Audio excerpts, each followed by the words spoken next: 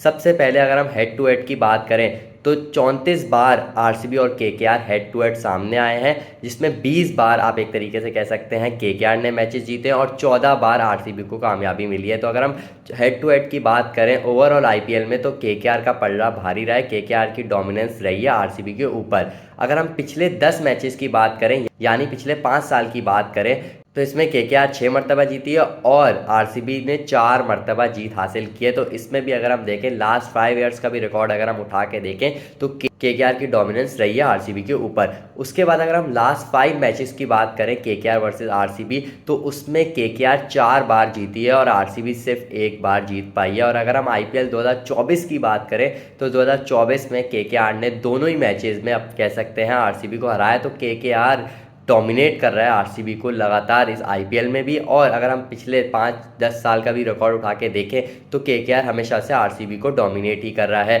अब मैं अगर हम बात करें इनकी राइवलरी की तो राइवलरी बड़ी इंटेंस होती है, केकेआर वर्सेस आरसीबी बड़े आप एक तरीके से कह सकते हैं क्लोज मैचेस आपको देखने को मिलते हैं। क्योंकि पिछली बार तो इस तरीके से भी राइवलरी थी क्योंकि गौतम गंभीर केकेआर में थे और विराट कोहली थे आरसीबी में। तो आपको पता है इन दोनों का पालड़ा कितना भारी रहता है। जब ये दोनों एक दूसरे के अगेंस्ट आते हैं तो मैच में कंट्रोवर्सीज होती हैं, फड्डे होते हैं और बाकी सब चीज़ें भी होती ही रहती हैं। अब हेड टू हेड में अगर हम देखें तो भाई केकेआर के डोमिनेंस साफ साफ नज़र आ रही है आरसीबी के ऊपर। इसके बाद हम चलते हैं प्लेइंग 11 पे। प्लेइंग 11 देखें तो